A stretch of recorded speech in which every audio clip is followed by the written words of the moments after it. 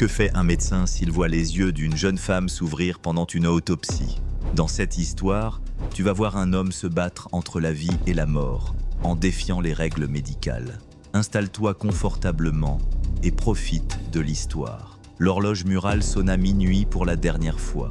Le son résonna dans l'amphithéâtre de l'hôpital, comme pour rappeler cruellement que le temps n'existait pas ici. Le silence était si profond que le moindre mouvement semblait irrespectueux. On n'entendait que le faible bourdonnement des néons qui clignotaient de temps en temps.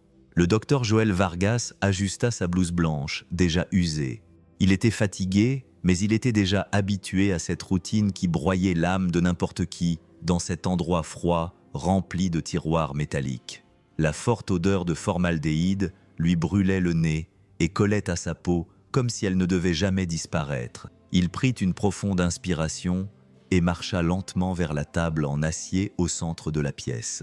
Chaque pas résonnait sur le sol froid, lui rappelant qu'il était seul, complètement seul, pour une nouvelle matinée de travail. Joël connaissait bien ce silence.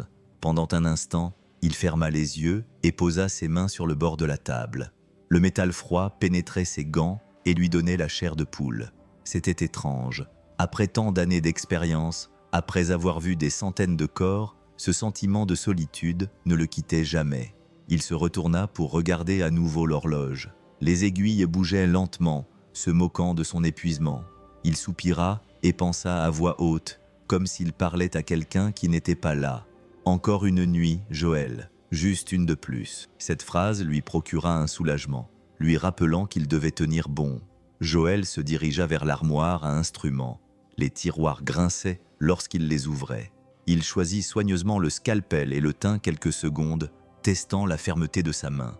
À pas lents, il retourna à la table d'autopsie. Le corps était recouvert d'un drap blanc. Seule sa silhouette était visible. Joël tendit la main vers le bord du tissu, mais s'arrêta un instant, les doigts légèrement tremblants. « Allez, voyons qui tu es », murmura-t-il, comme pour se donner du courage. Puis il tira le drap, qui glissa lentement sur la table en acier, révélant le corps qui gisait là. La froideur de l'endroit semblait s'intensifier, comme si l'air avait cessé de bouger. Devant Joël se trouvait une jeune femme. Elle ne devait pas avoir plus de 20 ans. Son visage était délicat, sa peau était encore claire, presque intacte, sans signes évidents de souffrance. Mais il y avait quelque chose en elle qui ne cadrait pas avec cette atmosphère de mort. Joël s'approcha, ajusta ses lunettes et l'observa attentivement. Ses cheveux noirs étaient détachés, humides et collés à certaines parties de son visage. Il se pencha légèrement, analysant chaque détail. Sa bouche était légèrement ouverte, donnant l'impression qu'elle pouvait respirer à tout moment. Sa poitrine était immobile, contredisant ce que ses yeux voulaient croire. « Qui es-tu, ma fille ?» murmura-t-il doucement, comme s'il attendait une réponse. « Oui, mais bien sûr. » Il n'y eut que le silence. Joël chercha une pièce d'identité, quelque chose qui lui appartenait, mais rien. Pas de bague, pas de bracelet, pas de collier qui puisse donner des infos sur sa famille, sa religion ou ses origines. Absolument rien. C'était comme si elle avait été arrachée au monde et laissée là sans identité, sans passé. Il attrapa le bloc-notes avec des papiers à côté de la table et écrivit quelques mots sur le rapport initial. Corps féminin, environ 20 à 25 ans, pas de pièce d'identité, trouvé sur une route déserte, kilomètre 47. La pointe du stylo griffonnait le papier. Le bruit résonnait comme un cri dans la pièce silencieuse. Joël regarda à nouveau son visage. Il y avait quelque chose d'étrange, quelque chose qui le troublait. Son expression était calme, presque angélique, comme si elle venait de s'endormir après une longue journée. Ses lèvres roses ne ressemblaient pas à celles d'une personne sans vie, mais en même temps, au coin de ses yeux, il semblait y avoir une expression cachée, presque comme un reste de peur. Il prit une profonde inspiration, sentant son cœur battre plus vite sans raison. Il avait l'habitude de voir des corps mutilés avec des blessures graves, victimes d'accidents ou de violences. Mais cette jeune femme, non, elle ne portait pas les marques brutales de la mort. Elle semblait cacher un autre genre de mystère. Joël passa sa main sur son visage, fatigué, essayant de chasser ses pensées, mais ses yeux revinrent d'eux-mêmes vers elle. Il resta là, à la regarder, comme s'il avait besoin de découvrir ce qui se cachait derrière cette étrange expression. Le temps semblait s'être arrêté. Le tic-tac de l'horloge devenait plus fort, lui rappelant qu'il était déjà minuit passé. Il s'arrêta quelques secondes, ajusta ses lunettes et se pencha un peu plus vers elle. Son visage était toujours aussi serein, sauf que ses yeux attiraient l'attention d'une manière différente. Il fronça les sourcils. « Ce n'est pas possible », pensa-t-il. Les coins des yeux de la jeune femme semblaient maintenant humides, avec un léger mouvement. Il souleva la paupière de son œil gauche. Ce n'était pas cette lueur sèche et terne typique des cadavres. C'était comme si des larmes y étaient encore emprisonnées, comme si elles pouvaient couler à tout moment. Joël cligna rapidement des yeux et secoua la tête, essayant de chasser cette impression. Il se frotta le nez avec le dos de sa main gantée et se remit à écrire. Grands yeux bruns, aucun signe de traumatisme visible, marmonna-t-il à voix basse tandis que le stylo glissait sur le papier. Mais lorsqu'il releva les yeux, il sentit son estomac se nouer. Elles étaient toujours là, encore humides, presque vivantes. Il recula d'un pas.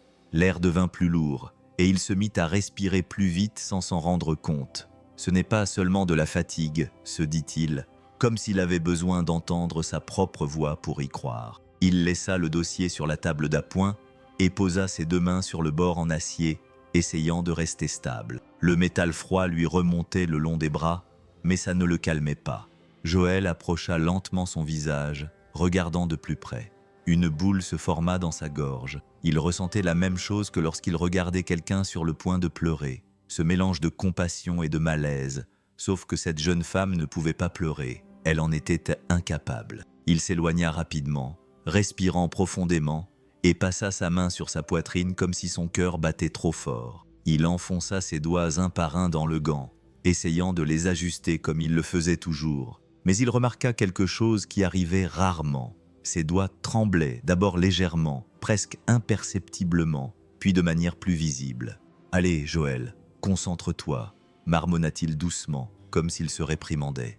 Il ajusta ses lunettes, prit une autre profonde inspiration et ouvrit le tiroir à instruments. Le grincement métallique semblait plus fort que d'habitude, comme s'il lui déchirait les oreilles. Tout brillait sous la lumière froide de la lampe. Les pinces, les ciseaux, le scalpel alignés dans le coin. Joël tendit la main et saisit fermement le scalpel, ou du moins, il essaya. Le métal froid glissa un peu entre ses doigts tremblants. Il serra fortement la main, se blessant presque la peau sous le gant, pour essayer de le contrôler, mais ça ne marcha pas. La pointe du scalpel tremblait, trahissant son manque d'assurance. « Merde !» marmonna-t-il en serrant les dents. Ce n'était pas la première fois qu'il travaillait alors qu'il était fatigué. Ce n'était pas la première fois qu'il passait des jours sans bien dormir. Mais cette faiblesse dans ses mains n'était pas seulement due à l'épuisement. C'était comme si quelque chose en lui réagissait contre ce qu'il s'apprêtait à faire. Il posa le scalpel sur la table en acier pendant un instant, les deux mains ouvertes, essayant de retrouver son calme. Il regarda ses propres doigts et secoua la tête, incrédule. « Pas moi, je ne suis pas comme ça. » Sa voix était tremblante, presque un murmure. Combien de corps sont passés entre ses mains? Pourquoi maintenant? Joël serra les poings, contracta ses muscles, essayant d'arrêter de trembler. Puis il reprit le scalpel. La lame brillait à la lumière, reflétant faiblement non seulement la pièce, mais aussi son propre regard incertain. Il se pencha légèrement en avant, éclairant mieux son visage avec la lampe suspendue au-dessus de la table. Et c'est à ce moment-là qu'il sentit quelque chose lui glacer le dos, ses yeux. Ça ne pouvait pas être vrai, mais ça l'était. Il avait la nette impression qu'ils avaient bougé, comme s'ils le suivaient, comme s'ils le regardaient, se déplacer d'un côté à l'autre. Il fit un demi-pas en arrière sans la quitter des yeux, n'osant pas cligner des paupières. Sa poitrine se soulevait et s'abaissait rapidement, comme s'il était confronté à quelque chose d'impossible à expliquer. « Ça n'a pas de sens », murmura-t-il, la voix presque brisée. Il était déjà resté 36 heures d'affilée sans repos. Son corps était à bout, et son esprit encore plus. De légères hallucinations, une confusion dans ce qu'il voyait. Il savait que ça pouvait arriver. Il le savait, mais il ne voulait pas accepter qu'il était en train de perdre le contrôle. Là, seul dans ce silence, il appuya ses doigts sur ses tempes, les massant vigoureusement, comme si ça pouvait chasser la fatigue. Il respirait bruyamment, Mais malgré tous ses efforts pour se convaincre du contraire, il ne pouvait se défaire de l'impression que ses yeux n'étaient pas aussi immobiles qu'ils auraient dû l'être. Il prit une profonde inspiration, ferma les yeux un instant et murmura, presque sans voix, « Ce n'est qu'un travail comme les autres ». Il s'approcha prudemment de la jeune femme, serrant fermement le scalpel. Il posa la pointe du métal sur la peau froide, à l'endroit exact où la première incision devait commencer. La lame effleura à peine la peau, sans presque aucune pression, et à cet instant, le monde sembla s'écrouler. Ses yeux s'écarquillèrent. Ce n'était pas lent, ce n'était pas un réflexe doux. Ils s'ouvrirent soudainement, avec force, révélant un regard fixe et profond qui le frappa comme un coup de poing dans la poitrine. Joël se figea pendant une seconde entière. Il ne pouvait même plus respirer. Le scalpel glissa de sa main et tomba sur le sol avec un bruit métallique qui résonna dans toute la pièce. Il fit un pas en arrière, puis un autre, trébuchant sur ses propres pieds et renversant le plateau d'instruments à côté de lui. Des pinces, des ciseaux et des lames se répandirent sur le sol, produisant un concert de fer qui reflétait sa confusion. « Non, non, ce n'est pas possible », dit-il d'une voix basse mais brisée, presque essoufflée. Son cœur battait si fort qu'il semblait prêt à jaillir de sa poitrine. Une sueur froide coulait sur son front, même si la pièce était glaciale. Joël agrippa le bord de la table derrière lui pour ne pas tomber, les yeux grands ouverts. Il ne pouvait détourner le regard du sien, des yeux pleins de vie. Il y avait une étincelle, une concentration. Ce n'était pas une illusion passagère, ni le fruit de l'imagination d'une personne fatiguée. Il en était sûr. Ses yeux étaient ouverts. Il le regardait. Joël porta sa main à sa bouche comme pour étouffer un cri. Il ne pouvait plus respirer. Ses poumons semblaient fermés. Il était seul, sans personne autour de lui, face à l'impossible. « Mon Dieu, elle est vivante !» murmura-t-il d'une voix tremblante. Il recula d'un pas. Ses talons touchaient presque le mur. Son esprit tournait à toute vitesse. Tout son corps tremblait. Ça n'avait aucun sens. Et puis ça se produisit. Des lèvres entr'ouvertes de la jeune femme s'échappa un soupir doux, presque imperceptible. Ce n'était pas un cri, ce n'était pas un gémissement. C'était juste un soupir léger, bref, mais réel. Joël ouvrit grand les yeux et sentit son estomac se contracter comme s'il avait reçu un coup de poing. L'air coincé dans sa gorge s'échappa dans un sanglot involontaire. « Non, c'est pas possible », balbutia-t-il, incapable de croire ce qu'il venait d'entendre. Il resta immobile, essayant de déterminer s'il avait vraiment entendu ou si son esprit fatigué lui jouait des tours. Son cœur battait si fort qu'il se confondait avec les autres sons. Mais alors, comme pour confirmer cruellement ses doutes, ses lèvres bougèrent à nouveau, sa poitrine se souleva légèrement, presque imperceptiblement, et un autre soupir s'échappa, fragile comme le vent qui passe par une fenêtre entr'ouverte. Joël porta ses mains à sa tête et se serra les cheveux, comme pour vérifier qu'il était bien réveillé. Sa respiration était agitée et incontrôlée. « Mon Dieu, est-ce réel ?» Sa voix se brisa, réduite à un filet sonore. Il s'approcha lentement, traînant les pieds comme quelqu'un qui s'approche de quelque chose de sacré et aussi de terrifiant. Il posa ses mains sur le bord de la table en acier, se penchant sur elle, son visage à quelques centimètres du sien. Joël sentait son cœur battre rapidement. Sa vision était brouillée par des larmes dont il n'avait même pas réalisé qu'elles coulaient. Le scalpel, les instruments éparpillés, la blouse trempée de sueur, tout ça n'avait plus d'importance. Il murmura comme s'il s'adressait à sa fille, comme s'il parlait à quelqu'un qu'il aimait beaucoup. « Respire, s'il te plaît, et continue de respirer. » Il regarda le corps de la jeune femme et sentit le poids d'une décision qu'il n'avait pas apprise dans les livres, ni dans les salles de classe froides de l'université, ni au cours de ses années de travail dans les amphithéâtres. D'un côté, le protocole, le manuel qui guidait chaque étape de son travail, disait clairement qu'un corps qui arrivait sans signes vitaux était considéré comme officiellement mort. C'est ce que disait le document, c'est ce que disait la loi, c'est ce que disait la routine. Il devait enregistrer, tamponner, signer. Mais que faire de ce soupir, de ces yeux qui s'étaient ouverts? Non, ce n'est pas possible. Mais je l'ai entendu, je l'ai vu, se répétait-il, comme un homme essayant d'échapper à un cauchemar. Il s'arrêta devant la feuille d'enregistrement. L'espace vide attendait ses dernières notes. Il ne manquait plus qu'une signature, et cette jeune femme ne serait officiellement plus rien. Un numéro, un dossier, un autre corps sans nom. Il suffisait d'un trait de stylo. Il tendit la main pour prendre le stylo, mais ses doigts tremblaient. Le son du soupir résonna à nouveau dans son esprit, et à cet instant, il laissa tomber le stylo comme s'il était brûlant. Joël se retourna et la regarda. La jeune femme restait immobile, mais il y avait une douceur dans son visage, presque comme si elle se battait encore, et cela suffisait. « Si je suis le protocole, je vais vraiment la tuer », dit-il d'une voix basse, presque un murmure, mais ferme. Les souvenirs le pesaient, sa fille dans ses bras, son regard s'éteignant lentement, l'impuissance de ne rien pouvoir faire, cette douleur qui ne s'en allait jamais. Joël sentit ses yeux brûler. « Je ne vais pas », sa voix se brisa. Il prit une profonde inspiration, s'essuya le visage avec le dos de son gant et répéta d'une voix plus ferme. « Je ne vais pas la laisser mourir. » Joël n'hésita pas une seconde. Il donna un coup de pied au plateau tombé par terre. Il fit de la place à côté de la table. Il ajusta le corps de la jeune femme. Il lui souleva légèrement le menton d'une main et posa l'autre sur son front. Il ouvrit délicatement la bouche de la jeune femme, cherchant tout ce qui pouvait bloquer le passage de l'air. Rien de visible. Sa langue était détendue, froide. Il prit une profonde inspiration et colla son oreille à sa bouche. Silence. Son cœur battait plus vite. « Allez, respire s'il te plaît. » Ses doigts se posèrent directement sur son cou, essayant de sentir son pouls, mais rien de clair. Joël déglutit et regarda autour de lui. C'était la seule chose qu'il avait là.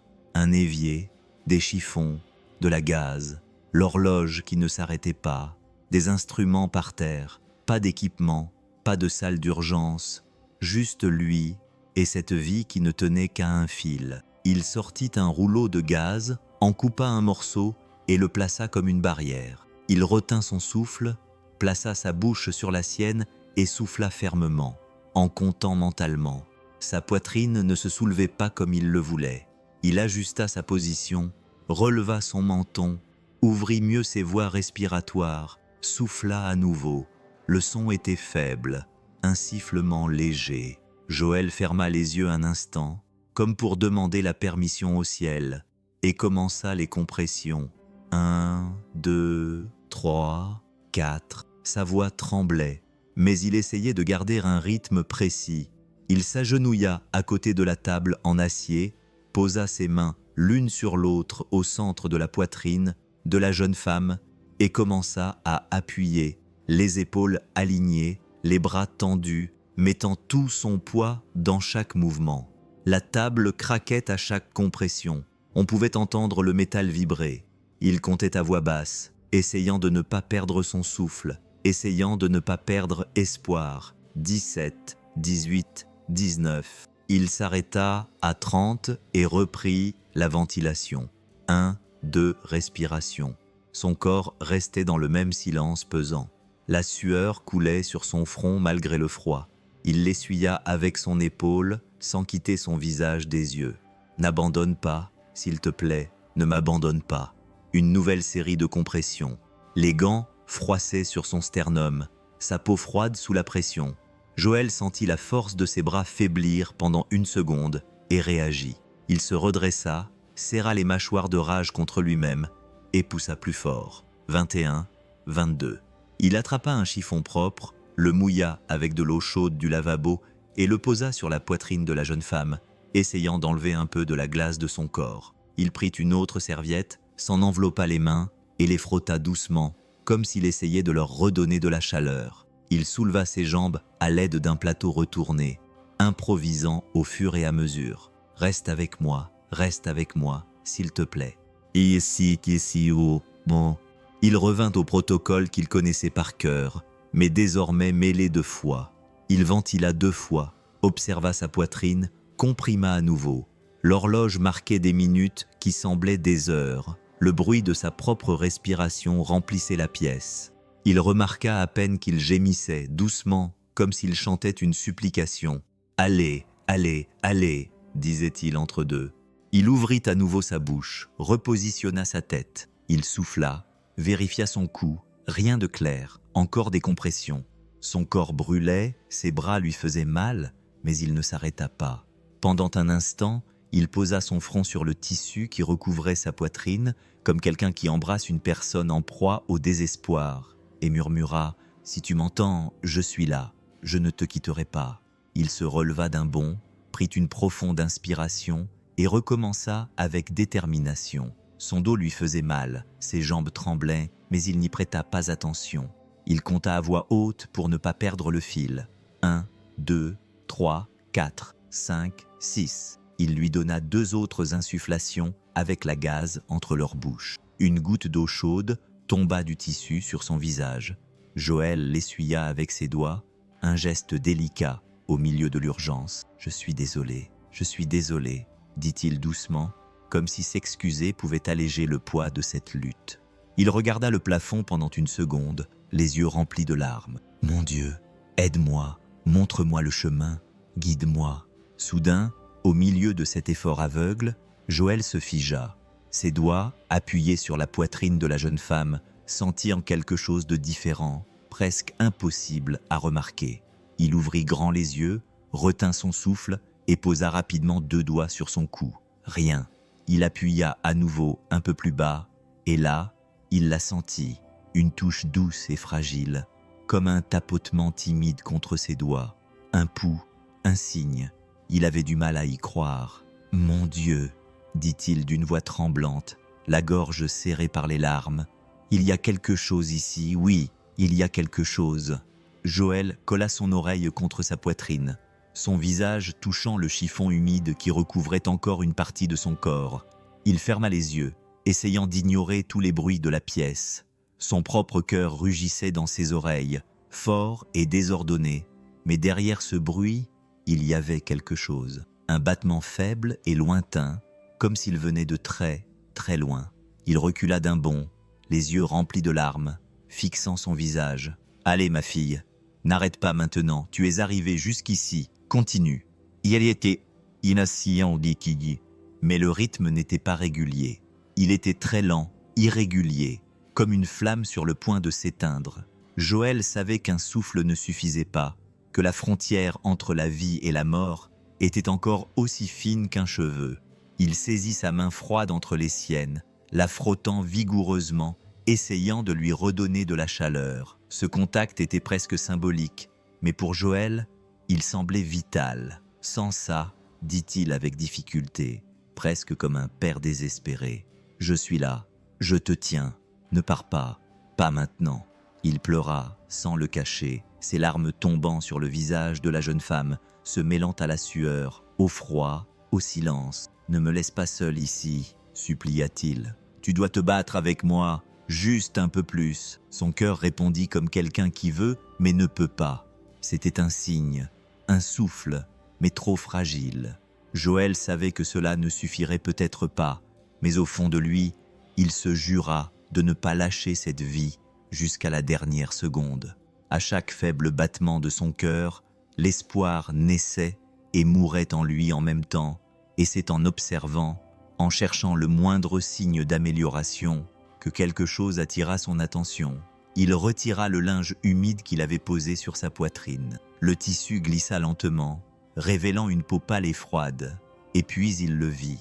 En plein milieu de sa poitrine, une entaille. Ce n'était pas le début de son scalpel. Ce n'était pas une cicatrice mal faite et irrégulière, comme si quelqu'un avait déjà ouvert son corps. Joël écarquilla les yeux et se pencha plus près, passant ses doigts gantés sur la marque. La ligne était tordue, pleine de points de suture désordonnés, comme si elle n'avait pas été refermée par des mains expertes. La peau autour montrait des signes d'improvisation, cousus avec quelque chose qui ressemblait plus à du fil normal qu'à du matériel chirurgical. Les tissus étaient durs et enflés à certains endroits, comme si ça avait été fait à la va-vite, sans soin et sans nettoyage adéquat. « Mais qu'est-ce que c'est que ça ?» murmura Joël, surpris, comme s'il parlait au mur. Il se rapprocha encore plus, éclairant la marque avec sa lampe. Il n'y avait aucune précision médicale là-dedans. Ce n'était pas le travail d'un hôpital. Ça ne venait pas d'une salle d'opération. Ça avait l'air désespéré. Joël déglutit péniblement, Sa tête tournait. Qui avait bien pu faire ça?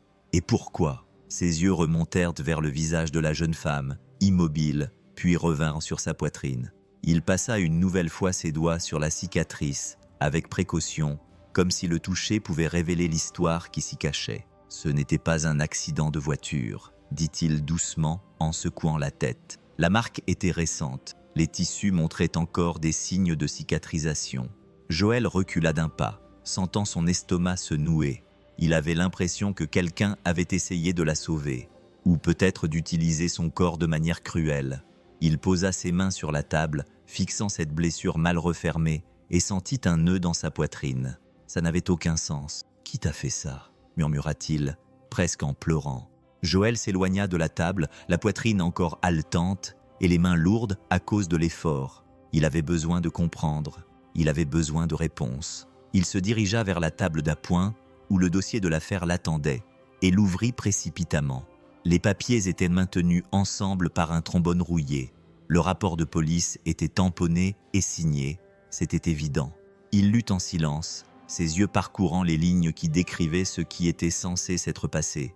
Victime féminine non identifiée, trouvée sur une route de campagne. Cause probable du décès, accident de la route. Corps récupéré à 19 H. Joël passa sa main sur sa bouche, comme si elle avait un goût amer. Il relut le rapport plus lentement, savourant chaque mot. « Accident de la route », répéta-t-il à voix basse, presque incapable d'y croire. Il laissa tomber les papiers sur la table et tourna son regard vers la jeune femme. Sa peau était intacte, sans égratignure, sans ecchymose, sans marque indiquant qu'elle avait été heurtée par une voiture. Il n'y avait aucune marque sur ses bras, ses jambes ou son visage. Il était impossible de concilier cette version avec ce qu'il avait sous les yeux. Il reprit le rapport et tourna la page. Il était écrit que le corps avait été retrouvé près de l'épave d'un véhicule renversé. C'était le terme utilisé. Joël sentit un frisson lui parcourir l'échine. « Ça ne colle pas. » Il secoua la tête en marmonnant. Un retournement laisse toujours des traces. Il reprit le dossier où il avait pris ses premières notes et vérifia à nouveau. Aucune fracture visible, aucune ecchymose due à un choc. La seule marque sur le corps était cette étrange cicatrice sur la poitrine qui ne ressemblait en rien à une blessure accidentelle. Joël frappa du poing sur la table. Le bruit sec résonna dans la pièce, le surprenant lui-même. « Il mente » marmonna-t-il. Ses mains tremblaient. Il relut les pages encore et encore, comme s'il pouvait trouver un détail oublié, mais tout semblait encore pire. Le document décrivait des blessures qui n'étaient tout simplement pas là. Il parlait d'égratignures sur les jambes et d'un traumatisme crânien apparent qui n'existait pas. Joël leva les yeux vers le corps de la jeune femme et un sentiment d'injustice l'envahit. « Qui es-tu » demanda-t-il à voix basse, presque comme une complainte. « Que m'ont-ils caché? Et que t'ont-ils caché » Le silence de l'amphithéâtre répondit, lourd et étouffant. Joël reporta son regard sur le rapport. Chaque ligne était un poignard de mensonge, et chaque mensonge renforçait sa certitude que cette mort cachait un secret bien plus grand que ce qu'il disait. Joël se pencha sur la table, tout son corps incliné vers l'avant, comme s'il pouvait transmettre de la chaleur rien qu'en étant proche. Sa main reposait à côté de son corps, froide et pâle. Joël la prit délicatement, l'enveloppant entre ses deux mains gantées. C'était comme tenir un morceau de glace. Il la frotta doucement, essayant de lui redonner un peu de chaleur. Pendant un moment, rien ne se passa, seulement l'inertie, le poids de la mort qui persistait. Mais soudain, Joël le sentit. Ce fut rapide, si rapide qu'il en douta presque. Une petite pression faible, presque imperceptible mais réelle. Ses doigts réagirent. Joël eut le souffle coupé, les yeux grands ouverts. « Hé, tu m'as entendu ?»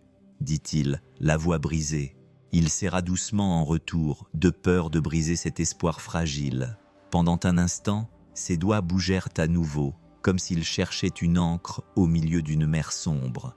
Joël porta sa main à sa poitrine, la tenant près de son cœur. « Je suis avec toi, quoi qu'il arrive, je suis avec toi. » Sa respiration était instable, une montée et une descente fragile qui semblaient pouvoir s'arrêter à tout moment. Les lèvres de la jeune femme bougèrent, d'abord de manière presque imperceptible, un léger tremblement, comme quelqu'un qui rêve. Joël fronça les sourcils et se rapprocha, approchant son oreille de sa bouche, et c'est là, dans ce petit espace entre la vie et la mort, qu'il l'entendit. « Ne me laisse pas seul ». Sa voix était rauque et éraillée, comme le vent qui passe à travers une fissure, mais suffisamment claire pour briser Joël de l'intérieur. Il s'éloigna un peu, le cœur battant à tout rompre, et la regarda avec les yeux remplis de larmes. « Tu m'as parlé », dit-il d'une voix tremblante d'incrédulité. La jeune femme ne répondit pas. Sa poitrine se soulevait et s'abaissait faiblement, mais le son de ses mots continuait de résonner dans les oreilles de Joël. Il passa ses 2 mains sur son visage, essayant de ne pas pleurer, mais il n'y parvint pas. Les larmes coulaient sans s'arrêter. « Ne me laisse pas seul », répéta-t-elle d'une voix brisée, presque comme une complainte. « Mon Dieu !» Ses genoux fléchirent, et il s'appuya sur le bord de la table pour ne pas tomber. Le poids de ces mots le frappa comme un coup de poing, le ramenant directement au souvenir de la fille qu'il avait perdue. Le même sentiment d'impuissance, le même désespoir de ne pas pouvoir retenir la vie qui lui glissait entre les doigts. Il lui reprit la main, avec plus de force cette fois, comme s'il pouvait lui promettre de la protéger, rien qu'en la touchant. « Je ne te quitterai pas, tu m'entends ?» dit-il d'une voix étranglée. « Je suis là, je ne partirai pas. » Soudain, elle n'était plus la jeune femme, une inconnue debout devant lui, mais sa fille. Les images revinrent comme un éclair, fortes et sans avertissement. Le souvenir de la nuit où tout s'était passé, la chambre d'hôpital trop lumineuse, l'odeur des médicaments et de l'alcool, lui assise à côté du lit, sa fille allongée là, si petite, si fragile, les yeux pleins de peur. Elle lui serrait la main, tout comme Isabella le faisait maintenant, avec cette force faible et désespérée de quelqu'un qui ne veut pas lâcher prise. « Papa, ne me laisse pas ». La voix du souvenir se mêlait au présent, bouleversant tout en lui. Joël ferma les yeux, mais ça ne servit à rien. Il sentit à nouveau le corps de sa fille trembler dans ses bras, sa respiration faiblir, son cœur ralentir. Il essaya tout. Il lui serra la main, il lui fit des promesses, il supplia Dieu, mais rien n'y fit. Sa vie s'échappa entre ses doigts, et il ne resta plus que le silence le plus douloureux qu'il ait jamais connu. Maintenant, en regardant la jeune femme devant lui, le désespoir était le même, la même froideur dans son estomac, la même boule dans sa gorge, le même sentiment d'impuissance face à la disparition d'un être cher. Il porta ses mains à sa tête, enfonça ses doigts dans ses cheveux et murmura doucement « Et si j'avais fait plus ?» Les larmes revinrent avec force. Il regarda le plafond, incapable de voir autre chose que la culpabilité qui l'écrasait. « Tu sais, si je m'étais battu plus fort pour elle, si j'avais agi différemment… » Sa voix se brisa. « Elle serait ici avec moi. » La douleur était si forte qu'il pouvait à peine réfléchir. Le poids du souvenir l'empêchait de penser clairement ou d'agir comme un médecin. Tout ce qu'il pouvait ressentir, c'était le même abîme qu'avant, cette blessure qui ne guérissait jamais, maintenant rouverte. Il regarda la jeune femme allongée sur la table, les yeux remplis de larmes qui coulaient, sans qu'il puisse les contrôler. « Je ne peux pas te perdre toi aussi », murmura-t-il, presque à bout de souffle, et là, dans cette salle froide de la morgue, Joël ne se battait pas seulement pour sa vie, il se battait contre lui-même, contre la culpabilité qui le poursuivait depuis des années, contre la peur d'échouer à nouveau. Il regarda à nouveau le visage de la jeune femme, mais soudain, un détail le frappa comme un coup de poignard. Ses traits, les contours doux de son visage, la façon dont ses cheveux tombaient sur son front, la délicatesse de ses lèvres maintenant entr'ouvertes. Joël était paralysé. Cette image, cette scène, semblait être le reflet cruel de ce qu'aurait été sa fille si elle avait grandi. Il s'approcha lentement, le regard fixe. « Mon Dieu !» murmura-t-il, presque sans voix. « C'est comme si c'était elle. » Sa main tremblait tandis qu'il écartait une mèche de cheveux du visage de la jeune femme. Ce geste était instinctif, paternel, le même qu'il avait fait des années auparavant lorsque sa fille était encore une petite fille et se réveillait effrayée au milieu de la nuit. Mais maintenant, il n'y avait plus d'enfance, plus de tendresse. Il y avait une table froide et un corps entre la vie et la mort. Joël ferma les yeux un instant, imaginant sa fille adulte au même âge, peut-être avec le même regard dans les yeux. Il se demanda ce que ça aurait été de l'entendre l'appeler « papa » d'une voix mature, de voir son sourire, de l'aider à affronter les peurs de la vie. Tout ce qui lui avait été enlevé lors de cette terrible nuit semblait maintenant être là, devant ses yeux, comme une seconde chance ou une moquerie du destin. Il sentit un nœud dans son cœur. Ses jambes pouvaient à peine le soutenir. Il agrippa fermement le bord de la table et regarda à nouveau la jeune femme. « Tu as l'âge qu'elle aurait aujourd'hui, » dit-il à voix basse, comme s'il confiait un secret à son âme. Le même âge. Il caressa doucement la main froide de la jeune femme, et les larmes se mirent à couler sans qu'il puisse les retenir. Serait-ce possible? Serait-ce Dieu? Demanda-t-il, la voix brisée. Me mettre à nouveau face à elle pour me donner l'opportunité que j'ai perdue? Chaque mot lui faisait mal. Chaque pensée était comme une vieille blessure qui se rouvrait. Instinctivement, sa main se glissa dans la poche intérieure de sa robe. Ce n'était pas un objet médical, ni un outil de travail. C'était un secret, un morceau de vie qu'il n'avait jamais réussi à laisser derrière lui.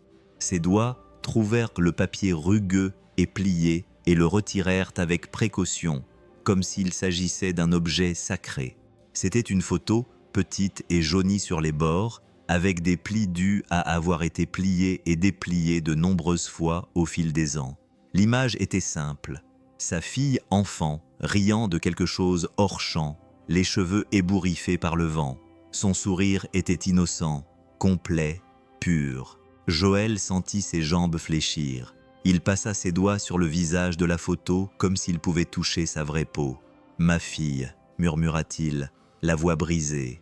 Ses yeux se remplirent de larmes et il souleva lentement la photo, la plaçant à côté du visage de la jeune femme allongée sur la table. La comparaison le frappa comme un coup de poignard. Ce regard, cette peau claire, même la forme de son menton, faisait d'Isabella le reflet cruel de ce qu'aurait pu être sa fille aujourd'hui. Maintenant adulte, Joël serra les lèvres, essayant de retenir les sanglots qui montaient. Les larmes coulaient sans qu'il essaye de les essuyer. Le contraste était insupportable.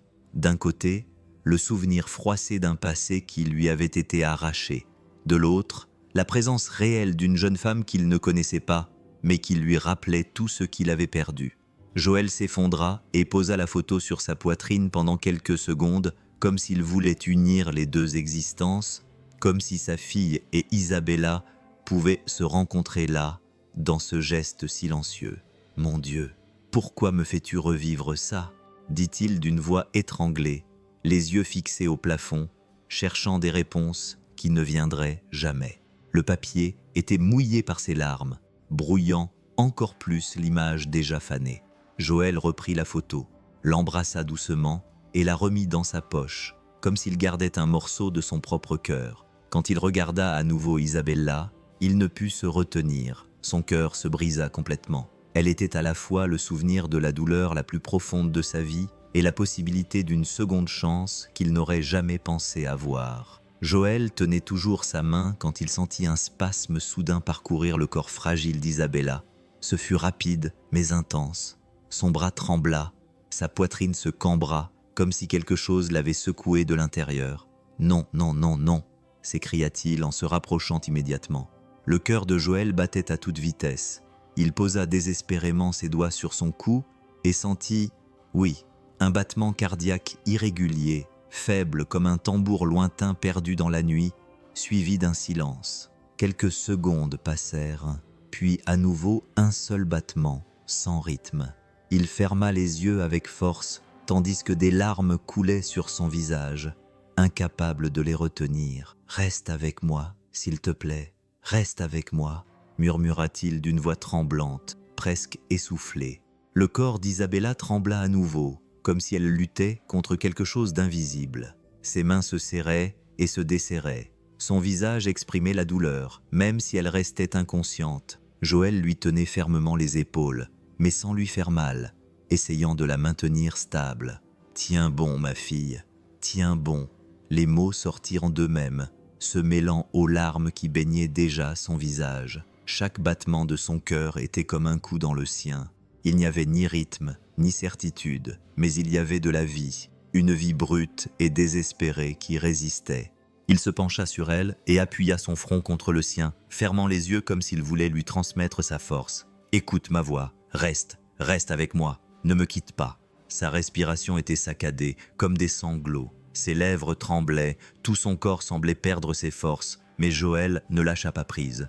Les battements de cœur revinrent, irréguliers, lents, mais ils étaient là, chacun faisant trembler sa poitrine. Maintenant, il pleurait, bruyamment, mais sa voix s'adoucit lorsqu'il lui parla, presque comme un murmure d'un père à sa fille. « Si tu te bats, je me battrai avec toi. Tu m'entends? Tu n'es pas seul. » Des larmes tombaient sur son visage, se mélangeant à sa peau froide. Joël pressa la main d'Isabella contre sa poitrine, comme s'il voulait qu'elle sente son cœur puissant lui insuffler de la force. « Reste avec moi, s'il te plaît, reste avec moi », répétait-il sans cesse, comme une prière désespérée, comme si ces mots pouvaient lui redonner vie. Le corps d'Isabella était secoué de petits spasmes, comme si elle luttait contre quelque chose d'invisible. Joël ne la quittait pas des yeux, son cœur battait de façon irrégulière, parfois très vite, parfois il s'arrêtait. Il gardait sa main contre sa poitrine, essayant de la réchauffer, essayant de lui faire sentir qu'elle n'était pas seule. Soudain, sa poitrine se souleva un peu plus. L'air entra faiblement, comme s'il passait par un chemin jonché de pierres. Joël ouvrit grand les yeux. Il se pencha sur elle et retint son souffle, espérant que c'était réel. Puis ses lèvres bougèrent, laissant échapper un souffle court mais vif. Il porta sa main à son visage, presque sous le choc. « Elle respire, mon Dieu, elle respire », murmura-t-il, incapable d'y croire. Les secondes qui suivirent lui parurent une éternité, jusqu'à ce que ses yeux, auparavant fermés et lourds, s'ouvrent, pas complètement, mais suffisamment pour que la lumière froide de la pièce se reflète dans ses iris bruns brillants. Joël sentit le sol disparaître sous ses pieds. Elle le regarda droit dans les yeux. Ce n'était pas un regard perdu, mais un regard qui le transperçait, qui reconnaissait quelque chose au-delà de cet instant, comme si elle pouvait voir la douleur qu'il portait en lui, comme si en une seconde, elle avait compris toute la solitude qui l'accompagnait. Il trembla. Le monde entier se tut à cet instant. Puis vint le murmure, si faible qu'il semblait se perdre dans l'air, mais suffisamment clair pour lui briser le cœur. « Papa !» Ce mot le brisa intérieurement. Il laissa échapper un sanglot involontaire, le visage couvert de larmes, la gorge nouée. Il n'avait pas assez d'air pour répondre à cet appel simple et innocent. Cela transperça des décennies de douleur, rouvrant la blessure qui n'avait jamais cicatrisé. Joël approcha son autre main de son visage, caressant doucement sa peau froide comme s'il avait peur qu'elle disparaisse. Joël voulait la corriger, lui dire que ce n'était pas le cas, qu'elle se trompait, mais les mots restèrent coincés dans sa gorge. Comment pouvait-il dire ça à quelqu'un qui se battait pour rester en vie? Comment pouvait-il lui enlever cette bouée de sauvetage, cet espoir? « Je suis là », répondit-il d'une voix brisée mais ferme. « Papa est là ?» Isabella bougea légèrement la tête, comme si elle essayait de se rapprocher de sa voix. Ses doigts, encore fragiles, se tendirent pour serrer à nouveau les siens. Joël porta sa main à son visage et la pressa contre sa peau mouillée de larmes. « Repose-toi, ma fille, n'aie pas peur. » Elle soupira profondément, comme si elle comprenait. Elle resta silencieuse pendant quelques secondes, mais répéta bientôt le mot avec l'innocence d'un enfant appelant son père dans le noir. « Papa !» Il se pencha vers elle, sa bouche près de son oreille. « Je n'aurais jamais pensé entendre ça à nouveau, » murmura-t-il, les larmes coulant sur son visage. « Mais tu m'as ramené à la vie. » Et il ne le nia pas, il ne corrigea rien. Il se permit, pour la première fois depuis des années, d'être appelé papa. Il la serra délicatement dans ses bras, comme si elle était trop précieuse pour être touchée. « Papa ne te laissera plus jamais partir, ma fille. » Et pour la première fois depuis longtemps, Joël ne se sentit plus seul. Joël lâcha lentement sa main, juste assez pour s'agenouiller à côté de la table en acier. Le sol froid lui brûlait les genoux, mais il ne s'en rendait même pas compte. Appuyé sur ses coudes, il baissa la tête, les mains jointes devant son visage. Sa voix était tremblante, presque un sanglot. « Mon Dieu, ça fait si longtemps que je ne t'ai pas parlé. Il prit une profonde inspiration, essayant de ne pas pleurer. Je t'ai blâmé, je t'ai détesté. Des larmes coulaient, sans qu'il puisse les retenir sur son visage ridé, tombant sur le sol froid. Mais maintenant, je ne demande pas pour moi, dit-il fermement, même si sa voix se brisait. Je demande pour elle. Il leva les yeux un instant, fixant le plafond vide, comme s'il cherchait à y trouver un visage caché. Donne-moi sa douleur, mais laisse-la vivre. La phrase sortit comme un cri silencieux, plein de désespoir et de résignation. Il se frappa la poitrine avec la main, comme s'il voulait s'ouvrir pour supporter sa douleur. Donne-moi la croix, mais donne-lui une chance, s'il te plaît.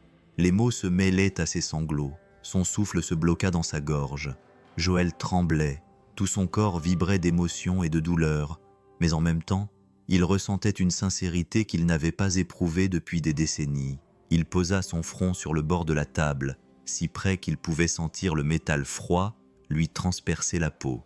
Il reprit la main d'Isabella et la serra comme si elle faisait partie de sa prière. « Si tu dois emporter quelqu'un, emporte-moi, mais pas elle. » Silence. Seul le tic-tac lointain de l'horloge se faisait entendre. Joël resta là, à genoux, pleurant, suppliant.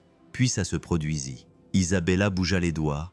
Joël ouvrit grand les yeux et se redressa sur sa chaise à côté de la table. Il s'approcha d'elle, le cœur battant très fort. Sa poitrine se soulevait et s'abaissait à un rythme différent, plus ferme, plus vivant. Joël retint son souffle, incapable d'y croire. « Ma fille », murmura-t-il, presque sans voix. Elle le regarda, confuse et perdue, puis elle sourit. Un sourire faible, incertain, mais plein de gratitude silencieuse. Elle ne dit rien, ce n'était pas nécessaire. Joël porta sa main à son visage, sanglotant. Les larmes coulaient abondamment, comme si des années de douleur et de silence s'étaient brisées à cet instant. Il se pencha sur elle et la serra fort dans ses bras, posant son visage sur son épaule fragile. « Merci, merci mon Dieu !» répéta-t-elle à travers ses larmes. La femme, encore faible, leva légèrement le bras et le serra dans ses bras avec un geste presque enfantin. Ses doigts touchèrent son dos, comme si elle aussi cherchait refuge. Et là, dans cette pièce froide, il se passa quelque chose qui ne pouvait s'expliquer, ni par la médecine, ni par la logique. Ce n'était plus un lieu de mort, de règles, de vie ou de mort. C'étaient deux mondes brisés qui s'étaient retrouvés. Joël ne cherchait plus à comprendre. Dans cette étreinte, peu importait qu'elle soit sa fille ou non. Il pleurait simplement, la serrant contre sa poitrine, laissant tout le vide qu'il portait en lui se remplir, ne serait-ce que pour cet instant. Et elle, bien que faible, souriait à nouveau, comme quelqu'un qui reconnaît un foyer dans la chaleur d'un étranger. À cet instant, ils cessèrent d'être simplement un médecin et une survivante. Ils étaient père et fille, ils étaient douleur et réconfort, ils étaient la vie. Le soleil brillait déjà à travers la petite fenêtre, remplissant le lieu des morts d'une lumière dorée qui semblait déplacée. Le froid du petit matin céda la place à une douce chaleur presque sacrée. Joël était toujours à ses côtés, lui tenant la main, les yeux rougis d'avoir tant pleuré. Mais il y avait maintenant quelque chose de nouveau dans son cœur, un sentiment de paix. Elle respirait lentement mais profondément. Elle murmura doucement « Je suis Isabella ». Sa poitrine se soulevait et s'abaissait à un rythme qui ne laissait aucun doute. Elle était en vie. Il n'y avait aucune explication médicale, aucune logique. Après tout ce qui s'était passé, la seule vérité qui comptait était celle-ci. Elle était encore en vie. Joël se leva lentement, sans lâcher sa main. Il regarda son visage fragile, éclairé par le premier rayon de soleil qui pénétrait dans la pièce, et sentit son cœur se remplir de gratitude. Une larme coula silencieusement, mais cette fois, ce n'était pas seulement de la douleur, c'était aussi du soulagement, c'était aussi de l'espoir. Il leva les yeux vers le plafond blanc, maintenant éclairé par la lumière du soleil. Il semblait disparaître, et pendant un instant, Joël crut que sa voix atteindrait sa destination. « Merci », murmura-t-il d'une voix basse et brisée. « Merci de m'avoir donné une seconde chance d'être père. » Le son sortit comme une prière, comme une libération, comme une étreinte envoyée au ciel. Joël ferma les yeux, prit une profonde inspiration et laissa le silence répondre. Il n'avait besoin de rien d'autre. Il n'avait pas besoin de comprendre comment ni pourquoi. Il avait juste besoin de ressentir. Et ce matin-là, au milieu de l'incroyable, au milieu de l'impossible, il réalisa que parfois, la vie rend ce que la mort a emporté, pas comme on s'y attendait, mais comme on en avait besoin. Le lieu des morts, autrefois un lieu d'adieu, était désormais le théâtre d'un nouveau départ. Et au fond du cœur de Joël subsistait une question. Était-ce un miracle ou simplement une occasion pour lui d'apprendre à aimer à nouveau? Le froid de l'aube avait laissé place à une douce chaleur, presque sacrée. Joël était toujours à ses côtés, lui tenant la main, les yeux rougis d'avoir tant pleuré. Mais il y avait désormais quelque chose de nouveau dans sa poitrine. La paix. Isabella respirait lentement mais profondément, sa poitrine se soulevant et s'abaissant à un rythme qui ne laissait aucun doute. Elles étaient en vie. Il n'y avait aucune explication médicale, aucune logique. Après tout ce qui s'était passé, la seule vérité qui comptait était qu'elle était encore en vie. Joël se leva lentement, sans lâcher sa main. Il regarda son visage fragile, éclairé par le premier rayon de soleil qui pénétrait dans la pièce, et sentit son cœur se remplir de gratitude. Une larme coula silencieusement, mais cette fois, ce n'était pas seulement de la douleur, c'était aussi du soulagement, c'était aussi de l'espoir. Alors, si tu étais à la place du médecin, est-ce que tu enfreindrais le protocole pour essayer de sauver cette fille? Partage ton avis dans les commentaires et utilise le hashtag seconde chance pour que je sache que tu as regardé cette histoire jusqu'à la fin. N'oublie pas de t'abonner et on se retrouve dans les prochaines histoires.